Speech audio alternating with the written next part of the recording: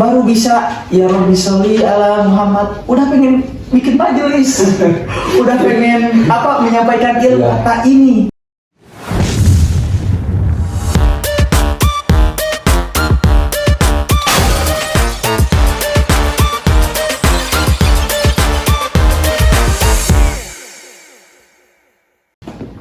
Assalamualaikum warahmatullahi wabarakatuh. Perkenalkan, nama saya Iqbal yang akan membuka podcast kita malam ini, yaitu yang berjudul Mari Diskusi. Dan kita kedatangan tamu dari kota Bandung, yang mana beliau adalah sosok yang familiar dan misterius sekali di dunia pergoiban atau dunia persilatan. Kita sambut Pak Nirwan, silakan masuk ke dalam, Pak. Oke, kan? Boleh duduk? Gak boleh? Lanjut ya. Nah, gimana nih perasaan Bapak diundang ke podcast Mari Diskusi pada malam hari ini? Diundang di podcast Mardis, perasaannya dua sih. Oh iya. Yang pertama agak ragu gitu. Ini podcast atau pertumbuhan ilmiah? Perkembangan negara ini. Ya, senang sebenarnya, senang banget karena sebelumnya emang gak ada yang ngundang podcast sih. Ya karena ini siapa yang mengundang Anda gitu? Iya, memang siapa juga yang mengundang, paling diundang khutbah. Alhamdulillah itu. Ini sebetulnya saya mengundang Bapak ini karena ya saya membuka channel yang berjudul Mari Diskusi, dan kita tujuan channel ini dibuat yaitu untuk menambah wawasan kita, yang mana kita berdiskusi perihal satu hal gitu. Kita diskusikan dan kita bedah apa nih jalan keluarnya dari hal yang akan kita bahas nanti. Nah, terkait isu yang sedang viral sekarang ini, terkhususnya dalam kalangan santri ya, banyak santri sekarang itu yang sudah terpengaruh dengan teknologi. Karena ketika beliau dari pesantren pulang ke rumah, banyak santri itu kecanduan main HP karena saking lamanya dia tuh main HP. Tiga pegangnya. Ya, tidak pegang HP itu di pesantren. Sekalinya ke rumah dia itu kecanduan HP nih. Nah, menurut tanggapan Anda, pendapat Anda gimana nih perihal santri yang seperti itu? Menurut saya, santri yang pulang ke rumah dengan memegang HP itu gimana orangnya gitu. Oke. Maksudnya gimana orangnya? Kalau dia punya HP pasti megang. Kalau tidak megang, dia tidak akan megang. Dia punya tangan gitu ya. Kecuali dia pinjam yang orang. Oh iya. Dia pasti megang. Maaf, itu bacanya. Jadi gini, di dalam teknologi atau AI, kecerdasan buatan, untuk santri, menurut ulama itu sangat berbahaya. Kenapa? Iya. Karena meskipun ada AI, kecerdasan buatan, ketika kita mau belajar agama, kita harus ada guru. Kenapa? Karena berbahayanya kalau tidak ada guru, seperti ada banyak orang yang mengatakan bahwasanya Fakihul Muqaddam itu Isra Mi'raj. Ada yang mengatakan orang itu berarti lebih lebih sakti daripada Nabi Muhammad. Tidak seperti itu. Nah, kenapa dia bisa menyimpulkan seperti itu? Karena ta'allama minal awra, belajar tanpa guru. Tanpa guru ya. Iya. Karena sangat rawan sekali ya, sekali seorang santri yang belajar lewat HP gitu kan, lewat AI, chatnya bukan chat GPT nih kita nih, chat GPT nih santri bahkan hadis apa misalkan ditulis ya, ketik muncul, diamalkan, berbahaya sekali. Nanti kan itu sanadnya bermasalah di sana gitu. Oke. Tapi Anda sendiri suka begitu tidak? Saya suka begitu. Cuma saya mentahkik itu meneliti Ketika kita mendapatkan ilmu, mau dari YouTube, mau dari Google, mau dari TikTok, kita ragu apakah ilmu ini sahih, apakah dalam ilmu hadis sahih ya, apakah ilmu ini betul, memang pengetahuan ini betul adalah ilmu, cara mentahkiknya bagaimana? Tanyakan kepada guru agama yang ada di kampung-kampung. Nah, kita jadi gitu. Jadi aneh banget gitu. Nah, tanyakan ke guru agama. Bila kita menanyakan, kita ambil pengetahuan dari teknologi dari YouTube contohnya, kita tanyakan ke guru agama, apakah ini betul? Kalau guru agama sudah ada tanggung jawab, wah ini betul, ini sahih, makanya kita bisa mengamalkan. Jadi harus ada rujukan dulu dari harus ada rujukan dulu, betul. Ya. Tapi saya pernah menemukan suatu di Google gitu ya, website yang mana itu ada nih dicantum nih namanya gitu, dari siapanya dicantum. Itu gimana tuh? Seperti kita menemukan sebuah hadis nih dikutip misalkannya di suatu artikel atau website, tapi ada nih orang yang ininya gak tahu guru, gak tahu apa, dan tulisannya ustadz misalkan gitu. Itu gimana tuh? Ketika kita melihat bahwasanya kalau di dalam penerbit ya, iya penerbit tuh, iya, atau penyampaian betul. Nah, kita teliti dulu kita mendapatkan ilmu dari siapa. Ya. Karena kalau kita mendapatkan dari ilmu dari seorang ustadz atau kiai atau agus ya, ilmu itu sedikit salah, maka kita juga akan mendapatkan ilmu itu sedikit salah atau sedikit benar atau setengah benar. Nah, kita lihat dulu kita dapatnya dari siapa, atau keluar dari ahli sunnah wal jamaah ya, naudzubillah, wahabi ataupun syiah ataupun lain dan sebagainya. Kita lihat dulu, misalkan kita dapat ilmu dari Dr. Randes bla bla bla. Nah, kita teliti dulu ini tuh siapa orangnya sih? Apakah dia pernah pendidikan atau dia pernah menjenjang khusus pesantren? Nah, seperti itu. Kalau jelas gurunya seperti itu, selalu sama guru sampai ke baginda Nabi Muhammad, baru kita boleh diikuti. Oke. Insyaallah. Ya, kita kalau bahas ngaji gitu kan, saya kurang paham mata saya aja terus gitu. Sebenarnya tapi paling itu penampilannya itu sederhana gitu, yang saya suka itu dari bapak ini, penampilan sederhana, celana Cino ya, ini yang di Cinos pasar antri yang belinya. bukan ke lebih sederhana sih.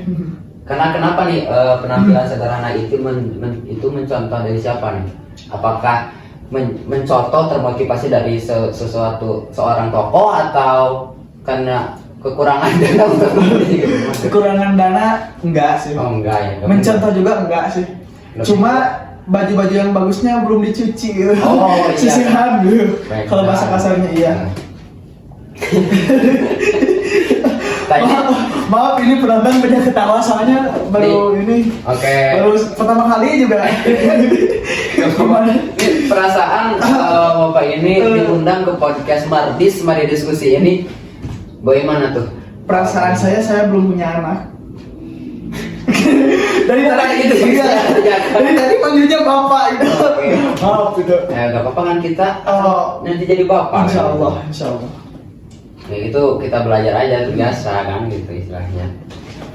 Sedotannya mana? Maaf ini klien sedotan. Diam. Nah gini udah. Maaf.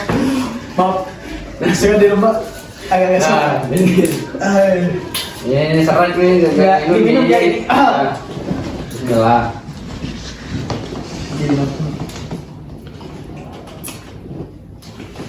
Kita itu sebenarnya saya itu ya dengan tim saya membuat Mardis itu, kalian diskusi itu ingin lebih mendalami dalam bidang pengetahuan gitu kan. Oh, pengetahuan. Kenapa? Yang mana itu pengetahuan itu yang urgensi untuk kita gitu, yang sangat penting saja kita bahas gitu di sini. Itu tujuan kita. Betul. Dan kedatangan Bapak ini sangat apresiasi sekali gitu, karena Bapak ini kayak kan ilmu gitu di bidangnya gitu kan. Tadi pergoiban nih kita membahas tentang pergoiban. Pergoiban, insya Allah. Apakah dengan dunia yang sekarang, yang mana dengan kecanggihan teknologi, terus ada orang yang percaya dengan logika mistika atau hal-hal yang seperti itulah gitu.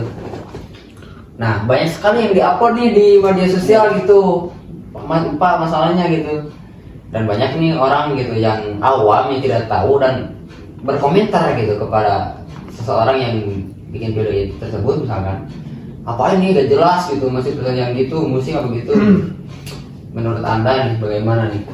Apakah logika mistika atau hal-hal yang mistis itu benar adanya atau hanya apa itu settingan gitu, Bang? Gimana tuh? Bismillahirrahmanirrahim. Jadi kalau menurut Al-Fakir ya, Al-Fakir, siapa tahu gitu? Saya Al-Fakir. Oh iya. Jadi gini, sebenarnya hal-hal yang gaib itu, kalau kita menjawab hal-hal yang gaib buat orang-orang yang tidak ngaji atau bahasanya umum, itu sebenarnya tidak perlu pakai hadis, tidak perlu pakai tafsir, tidak perlu pakai dalil semacam apa. Cuma berikan logika lagi. Bagaimana contoh gini? Jika orang yang tidak percaya gaib, berarti orang itu juga tidak percaya adanya pulsa. Saya belum. Kenapa saya bilang katakan jika ada orang yang tidak percaya gaib, tidak percaya pulsa? Karena sampai saat ini saya tidak pernah melihat pulsa itu bentuknya bagaimana, tetapi kenapa bisa masuk ke HP? Entah alam apa dan seperti gimana. Memang awalnya dari satelit. Nah, cuma maksudnya gimana? Apakah dari HP keluar nomor banyak langsung masuk ke HP atau bagaimana itu? Nah, terkait itu ya. Sebenarnya kita itu hidup di dunia itu tidak gratis. Iya. Di dunia yang kejam ini, dimana kita itu harus segala membayar lah. Iya. Soal kehidupan kita. Sedangkan kalau kita disangkutkan dengan keesaan Tuhan gitu kan, semua ini milik Tuhan gitu. Iya. Milik Tuhan. Tapi kita itu harus membayar, seperti kita tinggal di kosan atau gitunya, pesantren misalkan. Kita akan membayar kan untuk mendapatkan fasilitasnya gitu. Nah, begitu pun juga pulsa. Kita untuk mendapatkan informasi ke seluruh dunia di alam raya ini, di bumi semesta, bumi alam lah gitu, kita harus membayar pada dasarnya gitu. Jadi untuk mendapatkan akses, mendapatkan informasi gitu, ibaratkan ini pulsa itu kunci lah untuk membuka gerbang informasi ke seluruh dunia. Nah gitu, jadi kita harus mengeluarkan uang untuk mendapatkan akses tersebut. Dan kejamnya dunia gitu ya Pak, kenapa gitu dunia ini begitu kejam, saya mengatakan seperti itu, dikarenakan ya apa-apa harus dibayar gitu. Keadilan pun bisa dibayarkan gitu dengan uang gitu. Nah itu permasalahan yang ada di kita gitu, yang sering kali muncul di kehidupan sehari-hari atau masyarakat gitu kan. Gak ada yang gratis. Meskipun ya ada setiap hari Jumat tuh ada tuh nasi koneng kan siapa misalnya. Nah ini gratis tuh. Kenapa? Karena dia itu percaya dengan Tuhan tentang rezeki. Seseorang yang ngasih rezekinya gitu, hartanya gitu kepada orang, maka akan dilipat gandakan kan, seperti itu kalau hadis gitu itu kan. Nah terkait isu ini, saya ingin menanyakan biodata nih. Bukan biografi ya, biodata. Anda itu lahir di kota Bandung asal apa? Orang mana gitu? Saya lahir di kota Bandung asli, bertepatannya di Rumah Sakit Hasan Sadikin ya, di Bidang Tuti. Maaf. Saya orang suka ketawa, suka bercanda, jadi kurang kontrol. Maaf, enggak profesional ya. Itu cuma itu aja. Iya. Oh, Anda itu lahir asal dari Bandung, bisa Sunda berarti ya? Iya bisa Sunda. Cuma waktu dulu emang Sundanya kasar sih.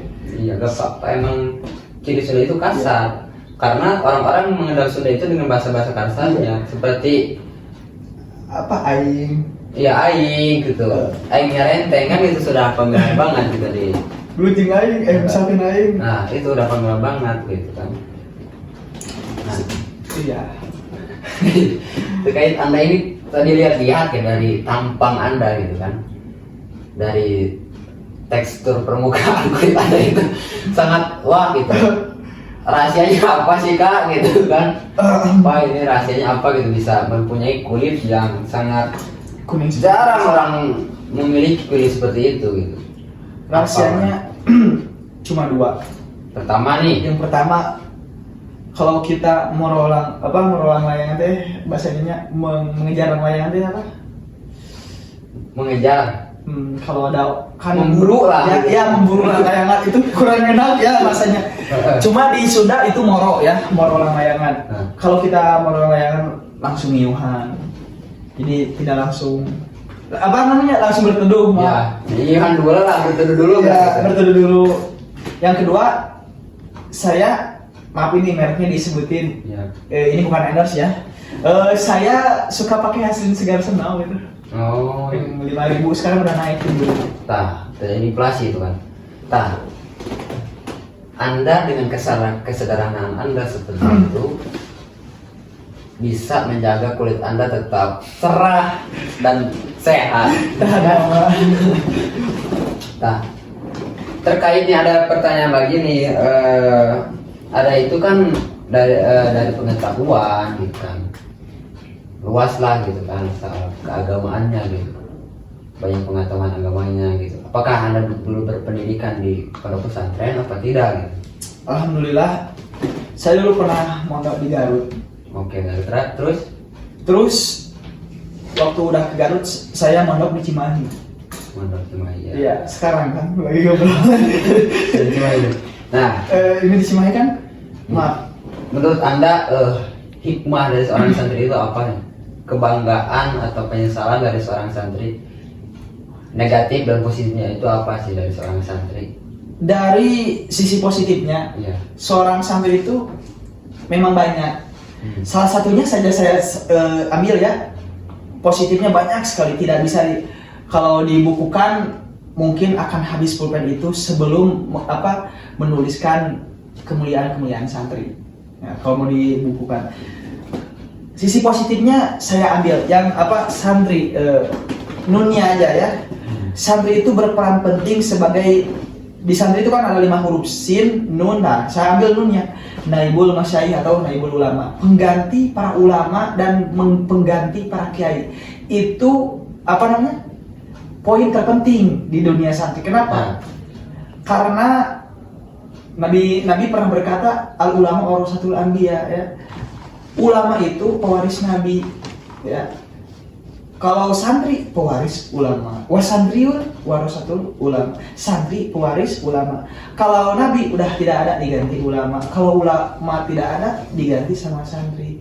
Yang bahayanya gini, kalau tidak ada ulama atau kalau tidak ada santri, maka di dalam hadis tersebut dijelaskan di dalam riwayat Bukhari, jika nanti Allah sudah mencabut mencabut ilmu ya, maksud mencabut ilmu itu bukan dicabut langsung dari hati kita, tetapi meninggalkannya Allah, mematikannya seorang ulama. Ketika ulama pada meninggal kota ini di Jawa Tengah, Kiai Haji Mamun Juber ya, Syekh Nawawi Al-Bantani, semua dimeninggalkan, seperti di Banten Abu Yauci dimeninggalkan, maka akan banyak orang-orang yang tidak belajar ya, tidak berilmu. Mereka akan menyampaikan seperti orang yang cuma bisa ngomong aja tanpa didasari dengan ilmu. Ketika mereka menyampaikan, orang lain mengikuti, dan di situ adoluf menyesatkan. Itu bahayanya kalau santri tidak ada. Itu sisi positifnya. Sisi negatifnya ya, buat para santri baru bisa ya Rabbi sholli ala Muhammad, udah pengen bikin majelis, udah pengen menyampaikan ilmu. Kata ini sisi negatif dari santri. Jadi udah pengen punya pengikut, udah pengen punya murid, baru bisa sedikit juga. Nah, ini bahayanya. Sebenarnya kalau cukup kan gitu. Iya, merasa cukup. Itu salah. kalau santri mau nuntut ilmu cuma buat dirinya, itu sedikit juga udah cukup, asal tahu kewajiban apa yang dilarang. Tapi kalau mau mimpin umat, pengen punya pengikut, pengen punya murid, belajarnya yang tuntas sampai beres. Jangan sampai tujuan-tujuan dunia hanya karena pengen punya pengikut, punya murid, pengen punya majelis, akhirnya belajarnya nggak tuntas, nggak beres. Kalau orang belajar setengah-setengah, ya dulu aktar mimayan Pak, lebih banyak membahayakan daripada memberikan manfaat. Sisi negatif dari santri, pengen langsung dakwah. Dari menurut pengalaman Anda nih, menjadi seorang santri itu bagaimana nih? Apakah Anda ada lebih ke positifnya atau negatifnya gitu jadi santri itu? Ada sendiri gitu? Saya sendiri, bismillahirrahmanirrahim, alhamdulillah. Kalau saya sendiri ketika pesantren ya, jadi sebenarnya pesantren itu gimana orangnya ya. Kalau dalam ilmu hadis itu gimana orangnya, kredibilitas itu harus ada 5. Nah, harus gimana orangnya. Meskipun pesantrennya mewah, pesantrennya tingkat tinggi, bahkan beberapa bintang ya, bintang 6 ya, bebas polisi, bintang 6. Tapi kalau orangnya, kalau orangnya nggak bener ya nggak bisa. Makanya kesalahan orang tua zaman sekarang itu, mereka memesantrenkan, memondokkan orang-orang, anak-anaknya yang nakal. Tetapi anak-anak yang pintar, yang cerdas malah di rumah, tidak dipesantrenkan. Ini orang tua zaman sekarang yang salah. Yang nakal dikepesantrenin, tapi yang pintar malah dirawat di rumah, tidak dipesantrenkan, tidak dikembangkan ilmunya. Cuma yang nakal ya, itu salahnya orang tua zaman sekarang. Justru ini edukasi buat Bapak Ibu. Pesantren itu bukan buat untuk orang yang nakal sebenarnya. Tetapi buat untuk orang yang pengen belajar karena kewajiban. Ya. Kalau orang yang nakal, maka jangan salahkan anak ibu udah pesantren, maaf ya, bangor atau bau. Karena apa? Karena ibu memang salah ibu. Oke. Tapi ini banyak anak kaula muda gitu kan. Bahwasanya sekarang itu jarang sekali orang yang mondok, semakin berkurang gitu. Populasi santri itu jadi sedikit kan gitu, karena sudah tidak ada ketertarikan kepada santri itu, yang mana santri itu gak gaul kan istilahnya ya. Mungkin mereka tidak mengenal gitu kita. Saya juga tidak mengenal saya juga tidak mengenal mereka ya. Dan kita maksudnya gitu kan dipandang gitu, seorang santri itu sekarang itu dipandang tidak culture, tidak gaul kan gitu. Gaptek lah gitu, gagal teknologi kan gitu, masih kuno lah dibilang kuno. Tapi gak semua pesantren atau pondok atau lembaga manapun yang semuanya menerapkan sistem itu. Tapi ada gitu kan sebagian yang ya santri-santrinya itu emang berkualitas gitu kan. Nah gitu, salah satunya kita dulu gitu kan, saya pernah mondok sampai saat ini gitu. Dari dulu, dari Cililin sampai sekarang gitu kan, saya di Cimahi, Cimindi gitu kan. Alhamdulillah gitu. Ya nyantri bisa gitu kan, istilahnya. Gaul bisa gitu. Tapi gaulnya yang Islami gitu, bukan. Bukan apa gitu ya. Gaul Islam itu gaul gaya ala Rasul gitu. Ya, gaul ya. Ya gitu. Sama culture yang gitu di kehidupan sekarang. Nah, kita itu kan udah berumur ya. Udah berumur gimana maksudnya? Ya kita udah berumur kan gitu, maksudnya bukan balita kan, bukan anak-anak.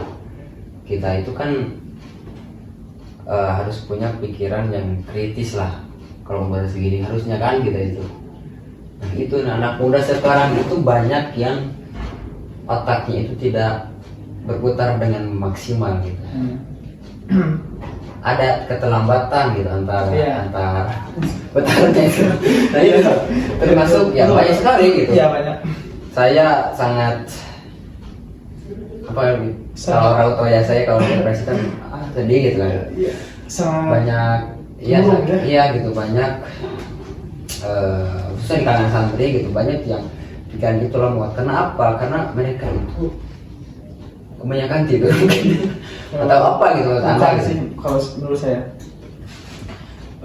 Kalau menurut saya mereka kalau menurut ada yang mengatakan gitu ya, ada yang mengatakan kenapa banyak yang lelet kayak gitu, atau santri yang harusnya belajarnya sering lihat atau mereka menjadi generasi para pemuda untuk bangsa yang ke depannya, tetapi mereka leha-leha seperti itu. Kenapa? Karena santri-santri zaman sekarang itu mereka salah mengidolakan. Itu cuma satu kuncinya, salah mengidolakan. Mereka yang diidolai mereka itu pemain bola. Mereka tahu Neymar, Messi, wala ali washabi wa ajmain, semua mereka tahu itu, tetapi mereka salah mengidolakan. Maksud salah mengidolakan, tidak mengidolakan yang harus diidolakan. Oke. Karena kita santri, kita pelajar, idolakan yang pelajar seperti Imam Syafi'i, Imam Nawawi, Syekh Nawawi Al-Bantani, Syekh Nawawi Sidogiri, Nabi Muhammad, itu idola kita. Jadi jangan ke barat-baratan. Karena kenapa kita harus mengidolakan orang-orang soleh? Biar kita diaku jadi muridnya. Nah, itu. Ya. Di padang mahsyar biar banyak banyak yang nolongin. Karena saya mengutip perkataan Imam Syafi'i, kata Imam Syafi'i, saya cinta kepada orang-orang yang soleh meskipun saya bukan orang soleh. Kenapa saya cinta kepada orang yang soleh? Karena berkat kecintaan saya kepada orang soleh, saya mengharap syafaat darinya. Mereka itu emang santri-santri zaman sekarang salah mengidolakan. Yang mereka idolakan band, yang mereka idolakan basket dan lain pemain bola. Tapi mereka lupa bahwasanya idola-idola mereka itu tidak diidolakan. Imam Nawawi, Imam Syafi'i, Hambali, Imam Maliki, Imam Abu Hanifah. Mereka tidak mengidolakan. Itu salahnya mereka. Itu saja. Oke, kalian merasa ketawa ya? Terharu loh saya. Saya terhiri. Terkait idola yang gitu ya banyak ya. Benar, sekali. Iya. Saya juga nggak punya idola sih sebenarnya. Ini kalau Anda idolanya siapa nih? Idola saya dari dulu. Mungkin dari dulu memang saya tidak belajar, baru tahu juga pesantren. Cuma idola saya itu Imam Syafi'i. Nah, alhamdulillah. Meskipun banyak kan dari imam-imam tersebut ada 4 kan, Iya. Imam Mazhab itu apa saja siapa? Imam Maliki, Iya. gurunya Imam Syafi'i, Iya. Imam Syafi'i, Imam Hanafi, Nah, atau Imam Abu Hanifah ya, Abu Hanifah yang pertama madhab itu sendiri, dan Imam Hambali terakhir. nanti kan itu di akhirat itu kan dipertanggungjawabkan kan Iya. atas hukum-hukumnya dengan pilihan-pilihannya gitu. Kita percaya saja gitu kepada mereka. Nah, di podcast kita ini hanya disediakan air dan tidak ada apa-apa gitu. Apa ini tujuannya? Kita belajar kesederhanaan. Oh, kayaknya gak punya uang buat beli. Maaf ini. Kita belajar kesederhanaan dalam kehidupan. Iya betul. Karena dengan kesederhanaan kita itu menghemat uang kita. Menghemat sih. Ya gitu kan. Karena udah tanggal tua ya. Ya, tanggal tua. Tanggal 14 ya. Masih jauh kan. Nah ini kita kan sebentar lagi akan memasuki hari kemerdekaan kita nih, 17 Agustus. Iya betul. Banyak warga-warga masyarakat Indonesia yang berlomba-lomba permainan. Iya. Sedangkan dulu berlomba-lomba untuk merebut kemenangan. Ini masalahnya. Gimana? Oh iya, betul. Terus? Zaman dulu para penjajah kita, Ya. para tokoh ulamanya, para jenderalnya, para pasukannya gitu kan, berlomba-lomba untuk mencapai kemerdekaan gitu kan. Iya. Bersatulah gitu untuk memenangkan Indonesia merdeka gitu kan. Indonesia emas, Indonesia merdeka. Nah itu, sedangkan kita zaman sekarang hanya berlomba-lomba dalam permainan. Apakah itu sesuatu hal menghargai menurut Anda terhadap jasa para pahlawan untuk mengenang? Apakah tidak? Nah, sebetulnya kalau berlomba-lomba dalam permainan, kalau kita katakan dihargai, tapi kan berlomba dalam kebaikan ada kan ya? Iya, itu ada di dalam Al-Quran, fastabikul khairat, berlomba-lomba dalam kebaikan. Tetapi kalau misalkan ada 17 Agustus ya, ada lomba-lomba seperti kelerennya seperti itu, lomba-lomba dalam permainan itu memperingati kan namanya, senang-senangnya memperingati, itu juga memperingati juga sama seperti menghargai. Nah, di dalamnya ada lomba-lomba bagaimana kita ini. Cuma kita semua yang tidak lahir dari bangsa penjajah, kita semua tidak punya jasa. Tidak punya jasa. Karena apa? Karena kita tidak ikut andil. Tidak ikut andil dalam penjajahan tersebut. Nah, yang jadi pertanyaannya, boleh berlomba-lomba dalam permainan, boleh, asalkan ini kan menurut agama Islam ya, agama lain saya tidak tahu, asalkan tidak bertabrakan atau bertentangan dengan ilmu fikih, tidak bertentangan dengan ilmu syariat. Nah kan apa gitu, tapi saya ada penasaran untuk perlombaan kita atau siapa saja, khususnya para kaum muda di sana di Indonesia gitu kan. Iya. Untuk perlombaan itu diterapkan itu permainannya menghafal-hafal nama pahlawan. Iya. Nah, saya lebih setuju itu.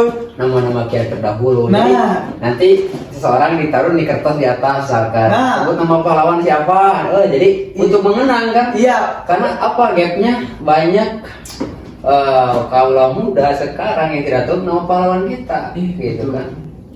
Bagaimana mengenangnya sedangkan nama pahlawan saya tidak tahu kan. Betul nggak? Iya, itu saya lupa lagi waktu itu di RCTI atau Indosiar gitu.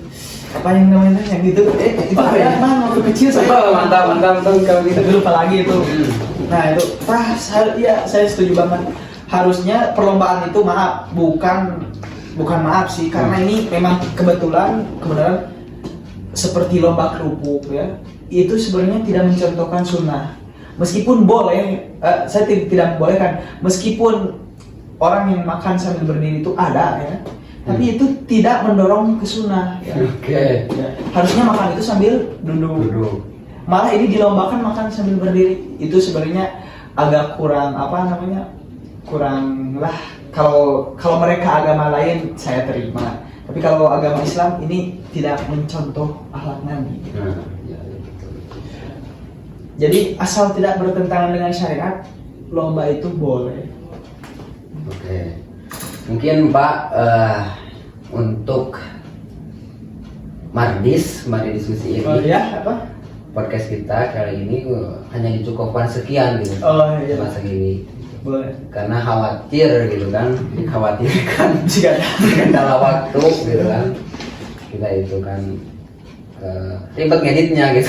Iya, itu ini untuk video pertama kita gitu. Semoga kedepannya video kita tentang judul pada kita Mardis, mari diskusi. Coba Mardis. Mari diskusi. Oke, nah gitu. Berjalan sesuai rencana dan mendapat banyak kritik atau saran gitu. Mendapat motivasi. Belum kuat saya kritik, saran dulu saja. Dan untuk kedepannya gitu biar bisa berkembang kan. Gitu. Iya, amin. Gitu. Mungkin Pak, terima kasih ya karena sudah hadir. Sebetulnya ada kesini itu dibayar apa tidak? Tidak. Oh iya, apa-apa. Air aja ya. Itu ada sejauh Ya. Ya.